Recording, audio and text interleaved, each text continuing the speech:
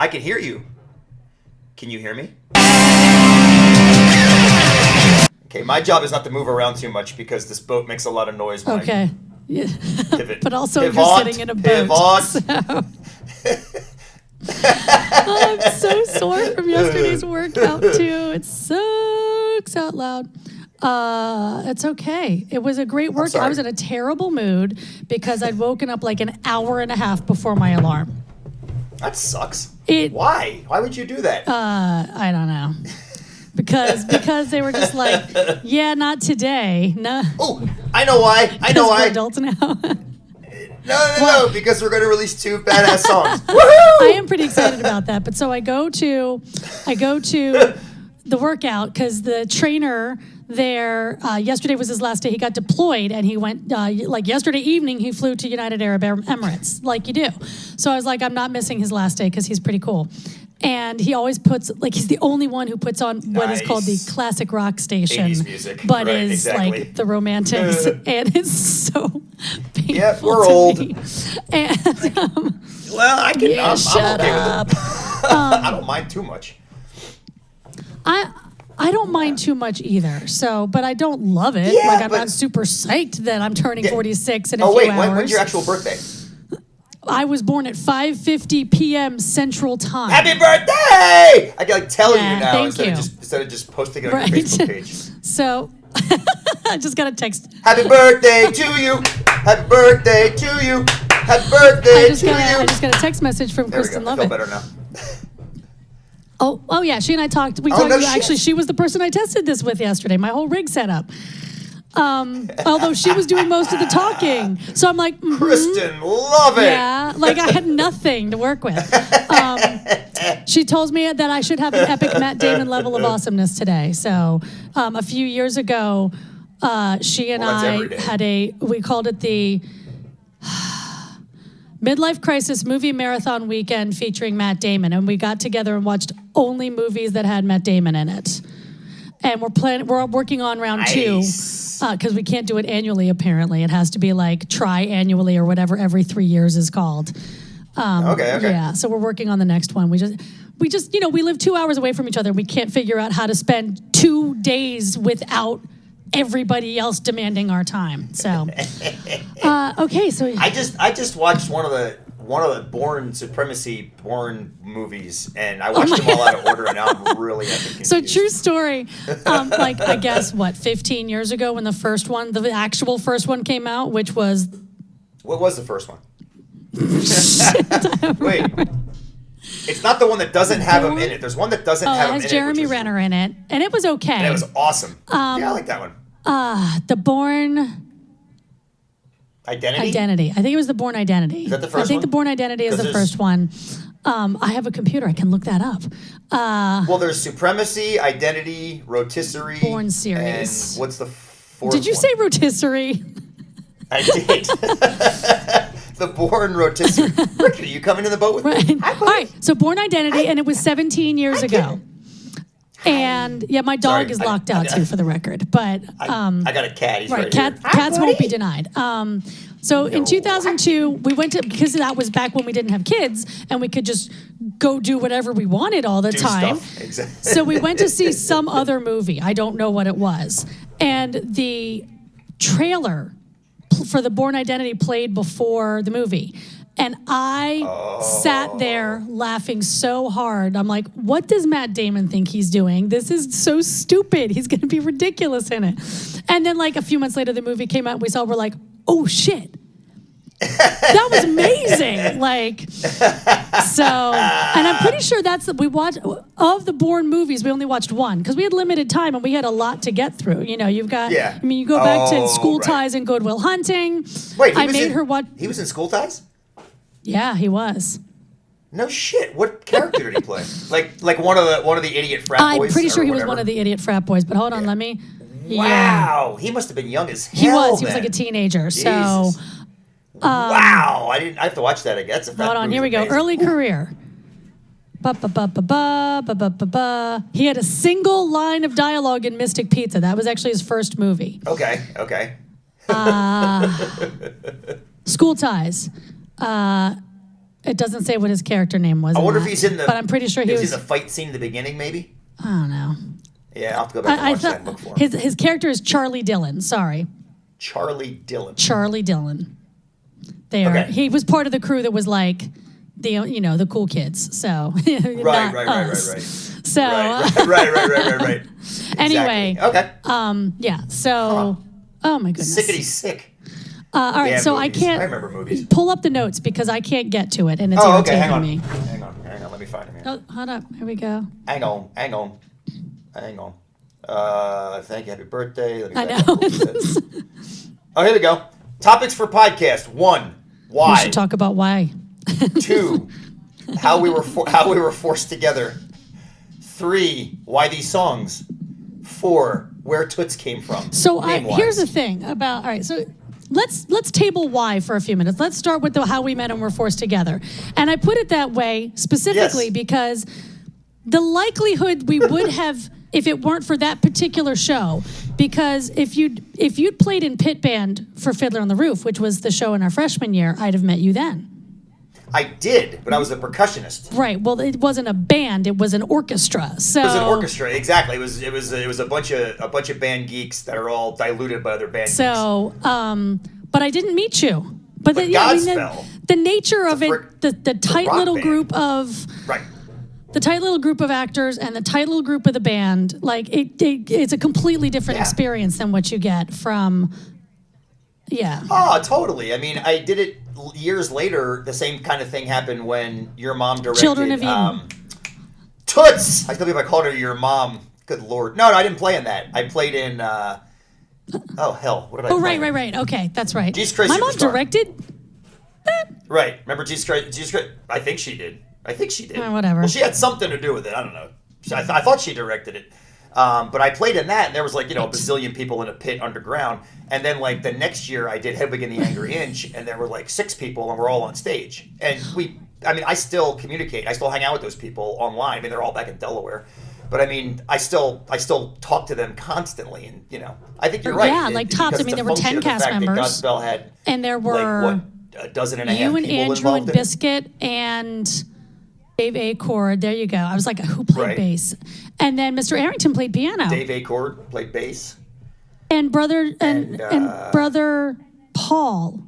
Yeah, was that's the right. music director. Oh my God, that's right. Holy Paul hell. Yeah, that's George right. was his name. I do. He wasn't there very long, but I remember him. He was super nice. I really liked him. Paul. Okay, I don't remember Paul. Okay. Which is now a song I want to sing so bad. Every year I'm like, can we play Welcome to the Jungle? And they're like, why? And I'm like, because it's the best song. And they never take my advice.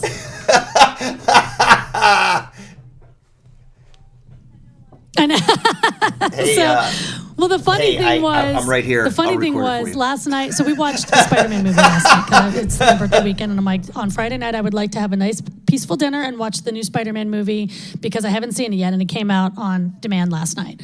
So we were watching it, and at the end of it, the song is "Vacation" by the Go-Go's. Okay. And so Lee and I are sitting there drumming along to it on our legs. Yes. And it's then, a sign. The boys are just shaking their heads like they know every song. It's so irritating. And Lee goes, "Let me tell you a story." He goes, "Let me tell you a story, guys." He goes, 2 stories actually. The first story is, you remember that stupid Scooby-Doo movie with the band that you guys watched over and over and was terrible? And they're like, yeah. They're like, the woman who wrote this song also wrote all the music for that because Jane Weedland wrote a bunch of music for a Scooby-Doo movie a couple years ago. Well, probably 20 years ago now.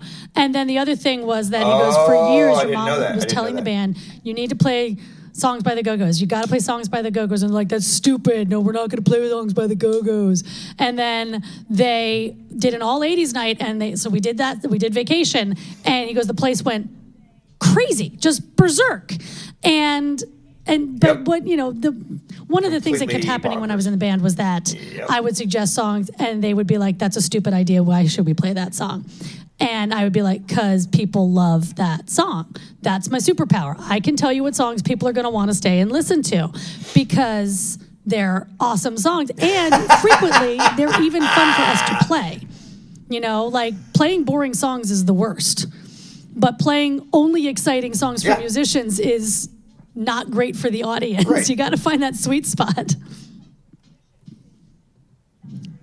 That's almost worse than the other one because there's nothing worse than like a bunch of band people sitting around playing Rush tunes to people that The don't want to Police hear is a them. great. There's God. Right? We're getting way off topic. We got to get back to surprise. All right, There is nothing off topic about any of this. This is very important crap. This is told you, we're important gonna because have a whole this is album by coloring the our time next I get set out list, there. Colleen. I'm already hot for teacher. Welcome to the jungle. Vacation. We are when you get out here. I'm going to build a studio in this boat right here. Boat. I'm going to build a studio. I'm on a boat. Probably, I don't There's know. a If I Jawbreaker don't know song it, called it "The doesn't Boat exist, Dreams from the Hill," but I don't think anybody knows that except me. So we're not anyway, gonna record that all right. one. We're gonna go in the Wayback Machine to 1989. So I know. were you picked to do this, or did you say, "Hey, I'll do this show"? Like, Okay. did you volunteer, or did somebody come to you? You know, I got a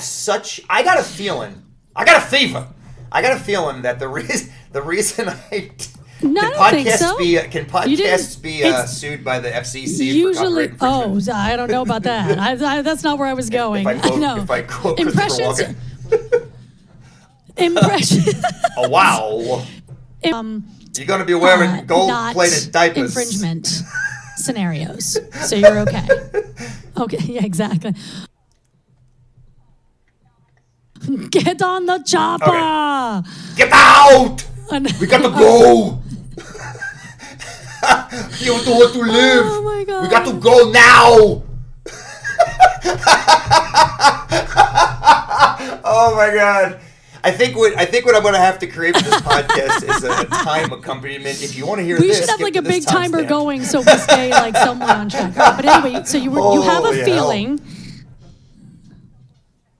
Okay. So Right. I had a feeling because I was playing music with Brian Biscuit outside of school at the same time. That was my Was he first playing real bass? band. It was me, Trey Lee. That's right. Barbie. Trey, he played keyboard. Oh my God, that's a name I haven't thought of in Barbie 1,000 Benedek years. from William Penn High School played bass. Yeah, right. There's exactly. And I'm Mike pretty sure he Hewitt still played plays a guitar Les Paul with through a Brian. Marshall. Brian played a Les Paul through a Marshall, which was essentially like the greatest classic rock rig of all time. He still does. Dude, he just posted a picture of it recently. He said, "This is my Les Paul I've had my entire life." And I mean, I was drooling. Like, it's amazing how gorgeous his rigs are. And then Mike played like super techie, Joe Satriani, crazy saturated guitar. And we just did a bunch of covers. We never wrote anything. We did a bunch of covers. So I'm pretty sure that whoever joined first, whether it was him or me, No. we dragged the other one in because I'm of that. finding What the hell are you doing? Do you Using a recognize typewriter? what this is? Well, then I'll. What the hell is? No. No. It is. Is that where you put all your a tape props? Case. It has my cassette. I don't know what that is. Yeah, that's what they do at University of Delaware here. So I smoked a lot of crack in college. No, so this is where a lot I keep of my it's- cassettes. A lot of crack. Ooh, hold on a second. Oh shit! Yeah. Oh, nice. Wait, hold that closer. Here we go. Yes. Second side. This is the Say Anything soundtrack. I gotta get my boombox out. Wait a minute. So it has the replacement song that was on your tape. This is where I got it from. But what was so funny is that people I were saw like, that. "Oh, Nice. which replacement song was it? This was it? This?" I'm like, "Oh, I knew what it was before he even played a note of yes. it for me because I only knew No one replacement way. song then. It was this, but your tape's not in here. Shit." Right. The one with all the flange. It's. I know where yours is. Yours is sitting on my desk to fix again because it broke again. Yeah, I keep putting it right together. It keeps snapping. Right, If no, I but keep let's doing go back. We can eventually finish we'll that. have Like, nothing so left you were sort of edged except the in by cleaner Biscuit, portion. basically, and the Okay, rest so of that. crap. Colleen has just taken this podcast right into Yeah, how you we go pick along the with songs. everything. So we are jumping everywhere. I love this.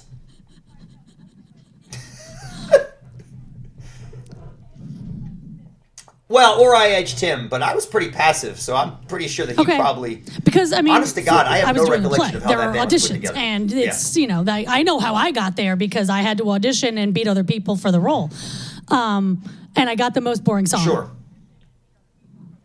Day by Day. Well, I'm sucks. sure that other people wanted the. I love that show, Wait, but that song is did you? so boring because it is this. No. You want to do like a rock and roll? I will version tell of it? you no. I will tell. Okay. That's not what I meant. I'll just stop talking. But my 12-year-old knows the song by heart and is like, "Mom, it's your what your favorite face song," said. because he knows how boring it is for me. And he gets it. I was like, "There's a reason I knew all the harmonies You too, hate it. Yeah, because it's that right. simple." Like I wanted By My Side. Oh. I was Yeah, a sophomore sad in high one, the G school. I minor, was sad- 15. This trends Yikes. very obviously, okay? Basically. so sad. All right, so why? All right, so then why these songs? Because we did get to there, but I lost your tape, and that's pissing me off. Where did it go? Yeah, it is. But I'm pissed that I Well, can't it's somewhere find in it. that house. I mean, it Because- can't be too far. Well, back in the late 1800s, for all the listeners out there who don't know what the hell a tape 1800s, they is, developed recording let's talk about technology tapes. to press information, And Colleen just sound held waves such a into thing up. it's not a cone. What's the mathematical? You're a math teacher. What's the mathematical term for a three-dimensional thing with two circles at the end and it's like a I feel like tube? we should have. Yes, a cylinder. Wait, what? I have a degree in A history. cylinder. Okay. A cylinder. The hell are you talking about? Oh, but For those of you just tuning in, I'll just Colleen say, is let's keep pointing going, at and me you'll and say yelling yes. at me. It'll be fine. I don't think I want to do this Sounds anymore. good. No, so when we were kids, Okay. cassettes were the main purveyor of music. LPs had fallen to the wayside because we had Walkman and we had cassettes. And if you could, though. Yeah.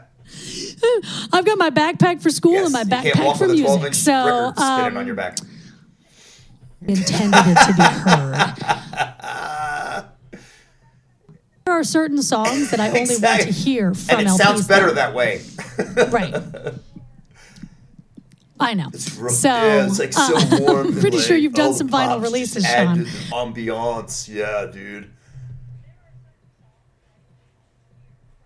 Well, yeah. I mean, I don't totally disagree with what I just made fun of. Right. In the past 3 weeks. So we had these tapes, and of course, when we were in high school, it was really what people did was make tapes for each other. They would make mixtapes, which now are just playlists, which are fun, but not. No, exactly. That bothers the hell out of me. I'm not going to lie to you. Yeah, it needs to be on a freaking tape. Mixtapes. Absolutely, If you're going I'm to with call you. it a mixtape, then you actually have to make a tape. Like, you have to make... It needs to be on a tape. I just made one for my dear friend Martin. If you're listening to this, which I guarantee you're not because you have other things to do. But I just made... He just sent me an Instagram message. Said, dude, I need the Plow catalog. I don't have a record player. I don't have a CD player. And I don't have a computer. What can you do? And I'm like... Give me a weekend, and I made him a tape. And dude, it took like all day. Whose fault is first that? Of all, Not Plow released like Martin's. 16,000 7-inches, so you can't Yes, plows. plows. But I had to put a song Right. on, walk away. You can't go too far with a 7-inch because it's only 3.5 minutes on a side. So anyway, Probably did. Mixtape required effort, dude. Right? Like you had to sit with. When I made yours, I will never forget this. I don't know if I ever told I've you heard this. that about Yeah, I probably you. did, Your because mom must be really smoked- proud, by the I way. smoked a Hi, lot of crack Mrs. and I Rule. forget a lot of things. So proud. Hi, Mom. Hi, Nona. So when I made yours, I actually borrowed my dad's tape deck because when I put Crazy Train on there, I wanted to make sure I faded it out and faded it in because it was from it was the live tribute to Randy Rhoads, and I felt stupid giving you a tape where it just went like all the crowd just went like. Ah! Like I needed it to go. I didn't realize that was from the tribute to Randy Rhoads. I always assumed And then at it the was end- with actual Randy Rhoads playing. That was. Well, it is. It's the tribute release he did was a collection of live recordings that Randy played on. It's still one of my favorite albums of all time. That's how I learned about Black Sabbath, actually, was through that tribute album. I never listened to Black Sabbath before that tribute album, which has some Black Sabbath songs on it. So, I tell you. So This is anyway, deep cuts right here, deep cuts. I'm like watching my phone battery dwindle down too. So. Oh God. Where were we? So and I actually, all right. So getting to the why we picked these songs, Plug it in. I got because the Crazy iPad Train plugged was in. on I tape got all that you day made this for boat. me. But that seemed like a reach to begin with. It was. Like to say, like, you know what, for the first time we record together and we're not in the same space ever, we should totally do Crazy Train. Like, that makes a lot of sense, right? On all the instruments. I already know it. Sorry. I'm trying to text my child to bring me a cable so I can plug my phone in. I'm finger tapping for you right now. Okay, sure.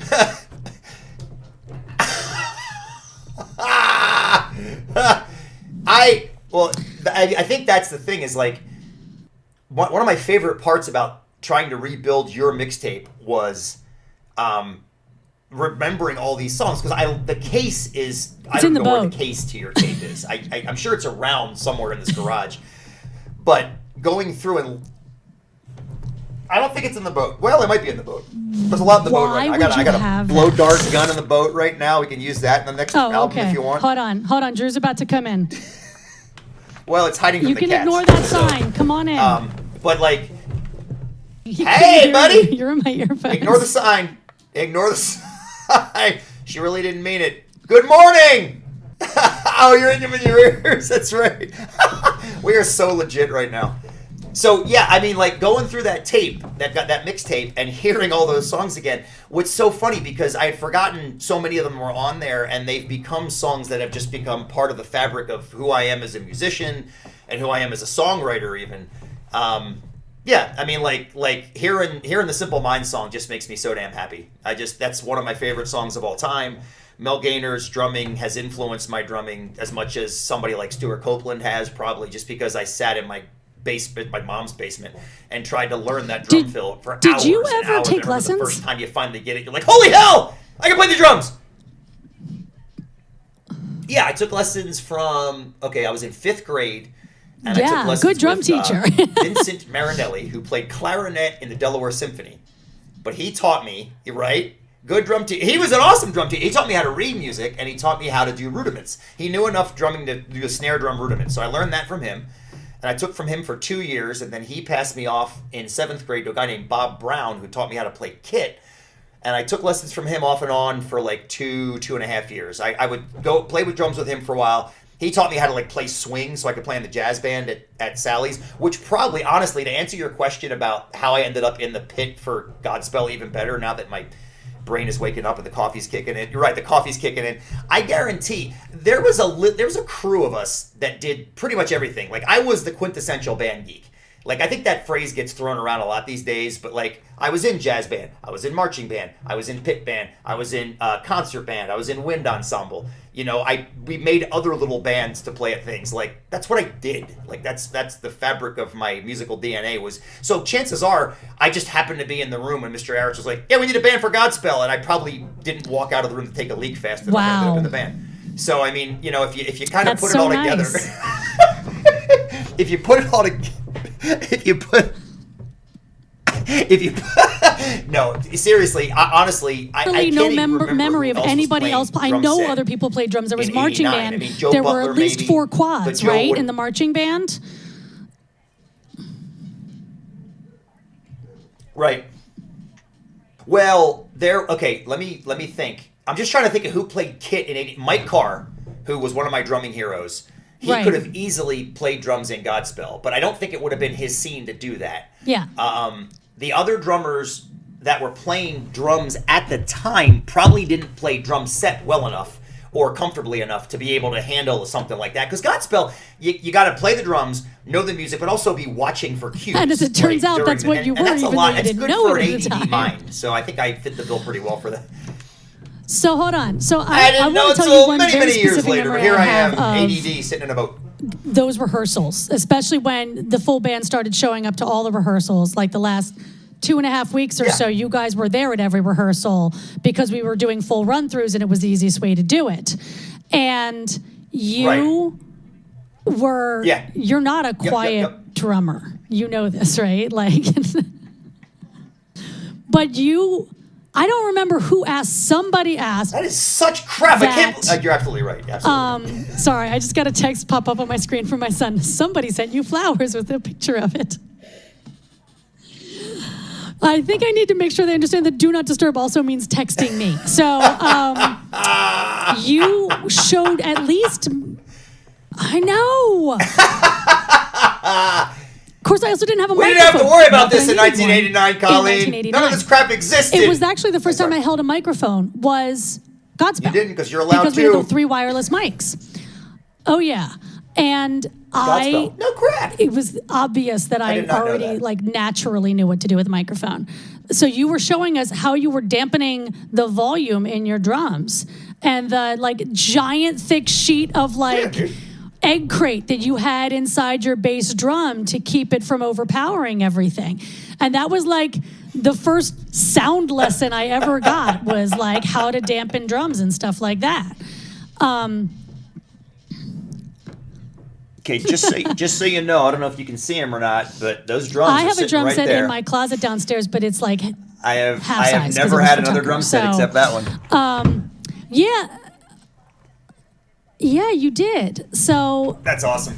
So I gave you an acoustics lesson. You know, that makes me really happy. But funny side story. And it didn't help because I was still allowed to 2 years later, which after the prom picture, but very soon after the prom picture, because your prom was at the end of the school year, and this was literally like a week after school ended. Like it was a week after my graduation.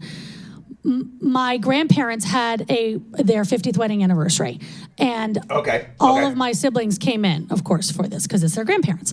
And my mom was realizing that all her girls were going to be gone really soon because I was about to go away to college, and Aaron was already about to be finished with law school, and everybody was off in all these different directions. And so she asked us if we would record with her. Because she, of course, learned guitar when she was pregnant with me, and like my whole life, I don't ever remember a time when my mom wasn't playing guitar and singing with us, which is how we all learned how to sing and harmonize, and how I learned all the music from Godspell when I was 4. So, I mean, I literally knew the entire score. I was 100% ready before Charlie ever cast me. I do hope that Mr. Crawford is listening to this. That is awesome. Oh, we're totally tagging all of them, right?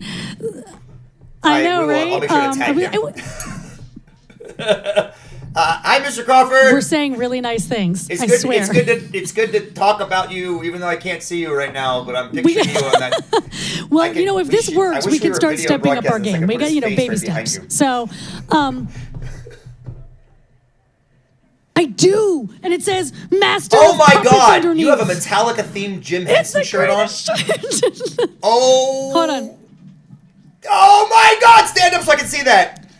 Oh my God! Stand up so I can see that. I can only see the Henson. It's one of my favorite shirts. So holy hell! Anyway, so my mom asked us to record. Oh, Charlie, and of course, we're all good and dutiful children, so we said, "Yes, Mom, of course we will." And so she enlisted the help of a friend who had a little 4-track recording system, and we sat in the living room at our house, which, as you may recall, was the off-limits room. Like when people were over, like we hung out in the family room, we hung out in the kitchen. We never hung out in the living room because of fancy furniture.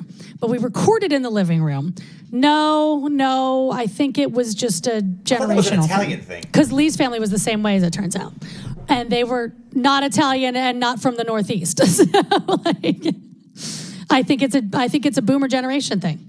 We were recording, and my dad got out the big old honkin' VHS recorder and was video recording us recording. And Mom asked me to sing a particular song by Indigo Girls, which is a great segue for us to get into the other song, too. 2 or 3 years ago, my dad had that videotape transferred to DVD. I like what you're doing and brought it up, and we put it on, and Lee was like, I can't watch all this, because it's all this folk music and Irish traditional music that I refuse to sing on and stuff like that. But I'm like, wait, let me fast forward because there's one that I sang. And the song started and my first note was super wrong, like so bad that we stopped and started again. Because I'm like, nope, no, we got to do that again. But watching myself, this was on it was a wired mic on a stand, because of course you were recording, so it has to be wired.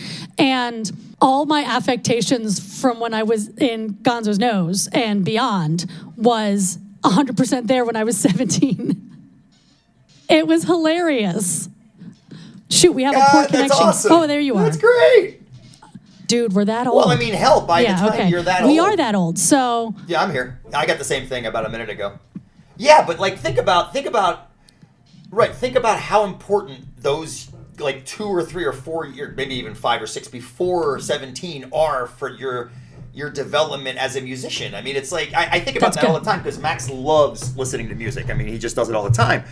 And what's great about it is he listens to everything. Like, nothing is off limits for him. And so much of what he listens to is like this EDM stuff that I don't get into at all. But what's so fun is he'll plug it in and put his headphones on the little E-kit, and I'll put my guitar on and I'll play along with him, and we'll end up playing music for like an hour, and he's trying new drum beats and he's mixing things up. He's not like trying to imitate whatever poor drum track they've put on that song, but he's making his own stuff up, and we end up playing for like hours and hours and hours. And because it's EDM, it takes me about 5 seconds to learn the chord changes, and they repeat the entire time. So, it's not that hard to... And I just think about when you say like all my affectations were there at 17, it makes perfect sense, because I wonder how much, like, putting that as like a peg, what percent of my drumming influences came after that versus before it? And I would think it's something like, I would guess, if I had to guess, I would say like 80% of my drumming was already in place at 17, and then the other 20%, as you age and you start to appreciate things that came much later. I didn't want to appreciate things when I was 13, 14, 15, 16 that I have such an intense appreciation for now. Last week we lost Eddie Money and we lost Rick Ocasek. Yeah, and I was super sad about it, but I also remember the fact that I barely listened to the Cars when I was young. And it was only when I was an adult that I had this massive appreciation for and understanding of just how good a songwriter he was. He was so great. And I would have these long arguments with people about it. You're right, exactly. Hey, I'm going to see Weezer next year at the with the Interrupters in Green Day. So I know it is going to be a great show. But circling back to the Matt Damon thing, so Matt Damon hosted Saturday Night Live last year, and one of the skits they did was a Weezer argument between somebody who liked old Weezer and somebody who liked new Weezer at like a new neighbor meeting thing. It was hilarious. Because it was Damon against Leslie Jones as like the Weezer fans. So freaking funny. That's funny. I don't know if I'm about to find out if this will stop recording at a certain point. So we're going to go back to the Indigo Girls thing because we had that nice little time. So we picked we picked these songs based on these tapes we made for each other. Okay. And I don't know who made the tape first. I made so many tapes when I was a kid that... Yes. I'm not a kid. I mean, I was a teenager, and even beyond that, I have no idea if I made you one first or you made me one first. Yeah. That's lost to memory, and I remember a lot of things, so that's saying something. Either. But Indigo Girls had just sort of come into the public market space. People knew Closer to Fine, and like that was it. So my sister had gone to Emory University, and that's where they played a ton in the early to mid to late 80s.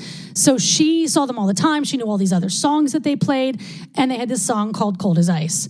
And it was so much cooler than anything, in my opinion, on that first...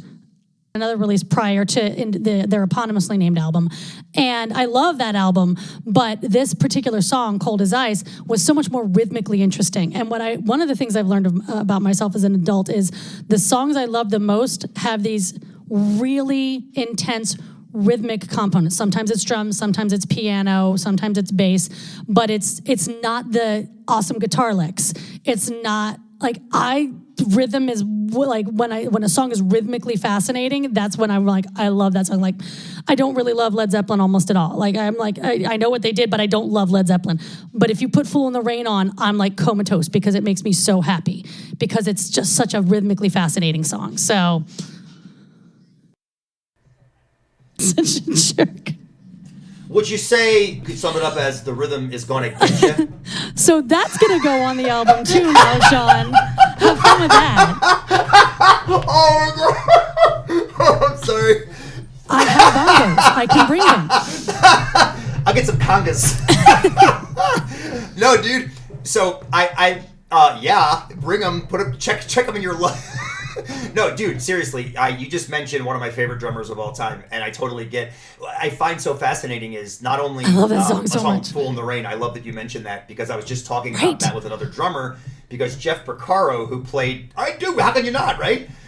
Jeff Porcaro, who rest in peace, played drums in Toto. Remember the song Rosanna? He wrote the drum beat for Rosanna and made a video explaining it because he took "Fool in the Rain" by Led Zeppelin. And the Bo Diddley, dun, dun, dun, dun, dun, ka, Yeah, it's a bow wow wow. like the same beat they use in I Want Candy, like that same bow wow wow. Oh my God! And then he fused those two things together and created Rosanna. And he totally gave tribute to John Bonham. And I think it's so hilarious that in 2019, all these years later, I musically pay tribute to John when I play, and so do hordes of other drummers who still sample it. I mean, it's just amazing to think about how prevalent that guy was as a drummer, and the other drummers, of course, that have influenced us. But yeah, rhythm, I totally agree with you. I mean, it's one thing to have. I think it's the reason, like, a band like Extreme just comes to mind, because I used to play More Than Words at your house. On your mom's guitar, but I like a band like that. I don't find myself going back to listen to really anymore is because so it's good. like, yeah, there's Nuno Betancourt playing 8,000 notes a second, but like the band itself, oh, he's incredible. I'm not taking anything away from it, but the song, he's good, but the songs they crafted, some of them are great. I mean, I went back and listened to Porno Graffiti not that long ago, and I'm like, oh, this is a fun record. Like, I forgot how much fun this is. But like the songs that really I don't disagree with you about like I mean, like, solid musicianship sometimes is better than showing like you know, I mean, like the ones that so we picked these. We didn't talk about the other song. We talked about Cold as Ice. It's just so I find it so rhythmically interesting. It was certainly challenging to figure out how to record my own harmonies to my own standards. I thank you for saying that. I still have some pause, but I couldn't do it. And you absolutely I can't get it as precise as I want it to be. I'm as precise as I can be. I have it. Thank you. I think you sound great. I don't know. I think you sound great. Yeah. I actually ended up, I don't know if I told you, but originally I panned you left and right. It makes sense. And I was like, this funny, is ridiculous. Funny little side note. So a couple years ago, with the current band I'm working with, we asked my sister to come in and sing harmonies. And some leads because the person who had been doing it had left, and so but I'd been playing with John and Kevin for at least 20 years at this point. But they'd never. I mean, they knew my sister, but they had not heard her sing or anything. So we're doing the first rehearsal, and she and I are totally in sync because we're sisters, right? And so afterwards, they're like, "That went so much better than we expected," and we're like, "What is wrong with you?" Right. Like. She predates everyone in this room. Of course, we already know how to harmonize together. I love those guys. So then the other song, because we picked a song from the tape I made for you, which was the Inevitable Girl song, and then we had to pick a song from the tape you made for me. I like that. And your tape was. I'm so mad I can't find it. Your tape was very, very rock heavy. Which is not a surprise given who you were and where you were in life at the time, of course. So, yeah, totally. Rock heavy. I can see the phrase. You called it yo because you. Keep talking. Wait! I just thought of a place it might be. We ended up deciding on "Forever Young" by Alphaville because, and for me, and I told you this, I think in text that. I remembered the summer between our junior and senior year, I think, you were having people over in your basement to play music. And I came over and I was the only girl there, which is the story of my life. And that was one of the songs we did. And so I remember that. Yeah, it was, I don't remember any of the other songs. I just remember Forever Young. So, right. Well, that's badass. I mean, I love that song for so many reasons. And what I love about it even more is that when Plow reunited back in 2012, 2011, 2013, whatever that was, I wrote a song for my sister called Meggers years ago, like 20 years before. Well, it was around 2000. Remember Meggers? And when I originally had written it, it has this big outro, this big drop-down outro, and it's a fairly like standard chord change. It's a 1-5-6-4, which 8 million songs have 1-5-6. Alphaville has 1-5-6-4 in it. And I remember the way I dropped the whole song down and went to just piano and voice, and then brought it back up, right back into the song, the big 6/8 kind of rocker it was. And when me and Brian and Joel got back together and decided we were going to record Meggers, he's like, dude, on the second repeat of the chorus at the end, we should bring it back up and do like a whole Alphaville Forever Young chunker. And I'm like, hell yeah, let's do it. I have no idea what he was talking about at the time. Because I remember Alphaville as being a very slow, plodding. I don't. But then I remember there was that one version of it. They released another version of it. I don't know if you remember that. That was double time. It was terrible. It was absolutely terrible. Yeah. It was double time. The whole song it was a dance remix of Forever Young. And it just it didn't work. It didn't work at all. I will tell you that I just realized how disappointed I am that Plow got back together and did not refer to themselves as Plow Reunited. They are stupid, and you are smart. I mean, hi, guys. I tried. They wouldn't let me. No, they're not. Hi, Brian. Hi, Joel. No, exactly. in my email folder that I created, I called it I put in parentheses United. Yes. That is another podcast right there. But, so anyway, so we decided to do that song, and you did play it very fast. Like when I played it for Lee after it was finished, he was like, "Oh my god!" I'm like, "No, it gets faster. Just relax because I have to." And the songs are so freaking hard. The words are hard to get out anyway because they don't make any damn sense. But that's cool. Oh my god, holy dude! Shit. I never thought to check the tempo before I record. I just plugged the drums in.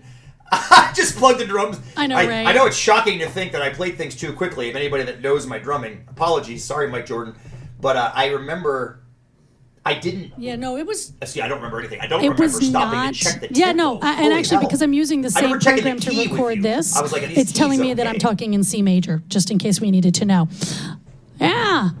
Consistent. Yeah. In any case, and I'm in 4/4, nice. So whatever that means. Let's but modulate I know what it means, again.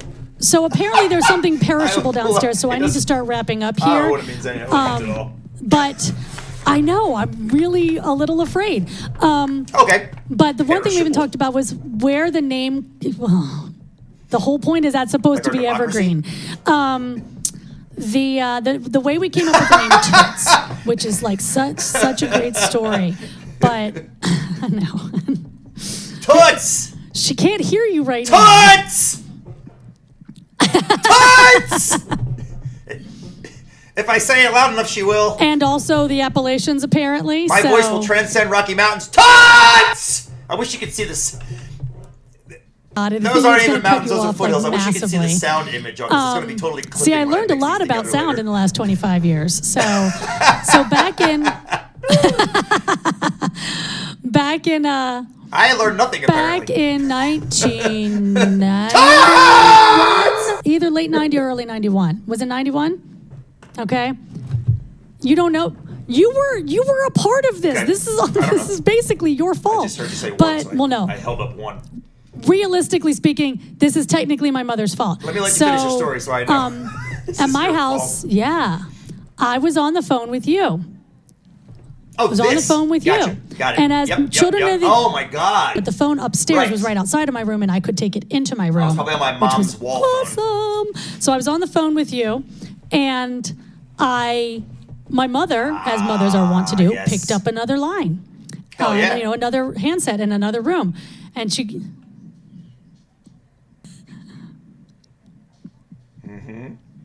Wait, Colleen, we should pause real quick. Colleen, let's pause real quick because we might have some younger listeners on this podcast. And we have to understand that they're probably like, what the hell are you talking about? Another line. Another line doesn't mean... So back in the day, telephones were hooked to walls. Yeah, and they all know what that means. So like good maybe one. Joe Strummer's guitar cable from The Clash. And what you had to do was...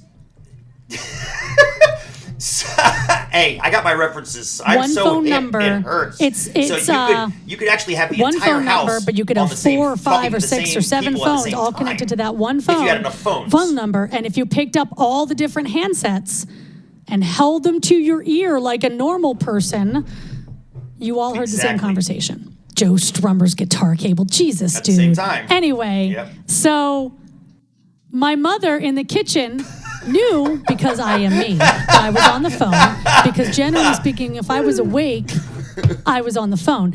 And so she picked up the phone downstairs and said, Toots, I need your help down here. Click, hung the phone back up. We sat there, and there was this huge empty pause, and then you just go, Toots? And I was like, no. And I go, no. And you go, oh, yeah. I don't remember that. And I'm like, I gotta go. And so you're laughing, as you are now. Toots! And I went downstairs That is exactly into the something kitchen I where I would was do. because I was, again, That is good exactly- kid. Oh, and I my go, God. Mom, my mother never tried Toots! to embarrass me. But I was also someone who was like, I'm not responsible for what you do, and you're not responsible. Like, those are your choices, and I choose my not to be embarrassed by God. stuff you do. Except then, that was bad. And I'm like, Mom. And she's like, what? I go, you can't do that. She goes, what? I go, you picked up the phone and you called me Toots. You didn't even know who was on the phone with me. She goes, Gotcha. oh, who was on the phone with you? I go, it was Sean. She goes, well, call him back. So I picked up the kitchen phone, the phone of offense, and I dialed your number back, which I can still do by memory. And I'm not going to say it because I don't want your mom getting a lot of crank calls. I called you back and you answered. And I'm like, hold on, my mom wants to talk to you. And you got on the phone with my mom. And she goes, you're not allowed to call Colleen Toots. You may call me Toots instead. And so that's how the whole concept of my mom, that's why you call my mom Toots. And you have for almost 30 years. Oh, I am God. I thought. See, I had that memory so much different. I remember vaguely the first part about her using the phrase first, but I thought then the next time I Basically saw her, ordered you to I just called her preserve Toots me as a because joke. I didn't we remember were gonna. that I mean, part like in the middle. senior Okay. year of high school, because I was taking the exchange class at Sally's. I don't know if you remember most mornings, but it was at the library, and I was at a table, and it was referred Right. to as Yep, Colleen's yep, table at the boys' high school, and. Yep. And you were usually Yep. there, and she knew that you would, without hesitation, out that at school. So Yep. it was a solid, and I appreciate it. So Yep. you totally would have. So, all right. Out. But anyway, it just seemed like a natural Oh my go-to God. when we decided to do this. Okay, sorry. Anyway, that's. Toots. I trust And, your memory so much more over mine. She probably Because can. of She my- probably just knows. So sometimes we could have her as Toots! a featured guest on an iPhone at some point. So I think she can hear me. but the rest of it we couldn't be doing. So. If this was the 80s, we could all be talking together right now, no problem. All right, so the next time we And do this, I we're going to totally talk get that. about including songs we creating these disagree wonderful about, which is songs for the better. world to hear. Because that's a nice long list and will give us plenty to discuss. I have an awesome Ooh, fun. police story for you, though, that came up that'll be recently, fun. if you want Yes. to hear it real quick. Like, not police like I was arrested, but police the band. So a friend of mine is running a tournament of 80s stuff, is what it's called, on Facebook. And he's got this generator that randomly is matching up things, and it's structured like March Madness. So you had the 64, and now we're down to the round of 32. And so the police was one of the options in the first one. And of course, everybody voted for the police because the police are amazing and whatever they were up against was terrible. I think it was Alf. But anyway, so 2 days ago, in the round of 32, because every round, it's regenerating the brackets. So it's not an immediate structure. It's completely fluid round to round. And it ended up being the police versus Journey. And it was a bitter, bitter, angry day for a lot of people. I would just bow out I respectfully. mean, he was I like, just don't he goes, wanna pick and this is, one we'll or the need to other. I'll bleep this. just bow out. He's like, I sat there in front of my computer, and as it generated, my exact quote was, hiccup. So could have been worse. You could have put Back to the Future against Journey for me because I would never be able to decide between Back to the Future and Journey. Like, I just can't. When I mentioned it to Lee, he's like, I already know how you're going to vote because you're going to vote with your heart. I'm like, you're right. And my heart is Journey and my head is the Police. Like, I recognize that Police are overall better musicians and more sonically interesting. But Wait. Why don't you go between your head and your heart? Because I can't do that. I had to pick one or the other. And if I have to pick with my larynx, you know who I love singing? Steve Perry. Steve Perry is so much fun. Ooh. I will do any Journey song except Lights because that song is boring. Why don't we do any way you want it? 2 reasons. Number 1, there's like 25 harmony lines in that, and I don't want to record 25 separate lines. I totally thought you just. I totally thought you flipped me 2 off right reasons. there. That's so funny. For 2 those playing the were home up game. the whole time. Okay, I see him now. I see him now. And Okay, that's too a many lot. harmonies. And the second reason is I've been singing that for so long. Yeah. You know what my current favorite Journey song is? Separate Ways. How about? I was just gonna say Separate Ways. Let's do love that Separate one. Ways. I was just good. I could do the. I could use the Casio. I could use the. It's not how that line goes, by the way. I could totally record the Casio. All right, I'm gonna go be celebrated. Oh, dude, I got it. Tell me I what you totally got. got it. Separate. Well, Nothing. I'll talk about it next we have to, podcast. check It's to make your sure we birthday. can It's Separate actually Ways. get We'll do licensing separate. We for already any of that decided we're doing stuff, Separate too. Ways. It's gonna be great. I mean, Okay, well, let's get a whole laundry list together for Right. the next release. Y'all are gonna love it. Whatever we do, I you're would gonna like love it. before It's we're gonna done be to give a awesome. shout out to my friend Ross and the intern at the firm, the first law firm I worked with, which is an IP boutique firm named Banner and Witkoff, and I love my guys there. But Ross and this intern, whose name escapes me right now, I apologize for that intern, directed me to the right place to find licensing rights so that we actually could not only record these songs, but release them as PPDs, permanent digital downloads. And I've learned so Permanent much digital in this downloads. process. Wow. But thank you, Ross. I'm really glad that you were the first I hate lawyer things. that I onboarded there at B&W back in 1999. So I guess it's our 20-year anniversary with me and Ross because, ours is 30 this year. So anyway. Wow. And so I really appreciate that they were willing to help me out with something that is very minor to them, but was pretty major to us. So I'm very grateful. I may even give them yeah. a free download just because, it seems like the right thing to do. So. Oh, Yes. wait, we should say one more thing. Oh, no, we can tell it. Never mind. Whatever you say, I was gonna because say you're we should breaking tell up them on me what again. I was gonna say we should tell them what the what's it called? What the Tell them now, downloads but we'll are also for, but put I guess it we in can the do that later. announcement. So, do you want me to tell? Because it's my That's my what I kid. figured. Should we tell That's why I them? figured. Should I tell them? Okay. So I Yes. have this kid. Yes. His name is Tucker. He's awesome, but his mind is always going in a million directions, and he's got ideas, capital I, ideas all the time.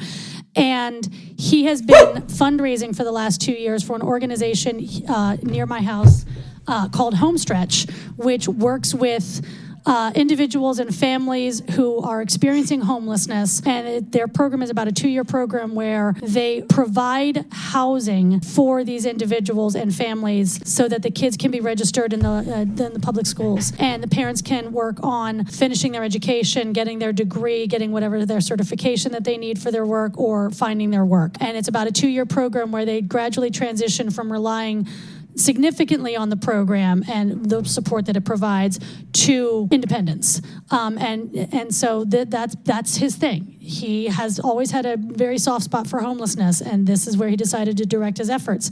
And so to support him, Sean and I agreed that we would direct the nominal cost of downloading the PPDs to Homestretch to support Tucker and what he's been doing. He had a goal in 2019 to raise $1,000 in 2019 and to raise $10,000 in 4 years. And he's already over $3,000 for 2019. So, like I said. So you do the math, people. You know what you have to do. But, we got to keep an eye on this because if we have to buy more licenses, we need to be on top of that too. So. Well, that just means you got to Right. download The more stuff that it from gets us. downloaded, the more money Homestretch gets, and then Sean and I will keep throwing. This is our donation to Homestretch, is just in a different direction. Exactly. So. All right, man. Well, I'm going to hop off the phone now and go let my family act like I'm special. And thank Hells you. yeah. Happy we should do this birthday! before your birthday. But we can do it on your birthday, too. that'd be would fun. We not should be just do it on enough birthdays for every our year. burgeoning audience to enjoy. We'll do half. All right, we'll do man. half I will talk birthdays, to you and they'll soon. look Bye, forward to it.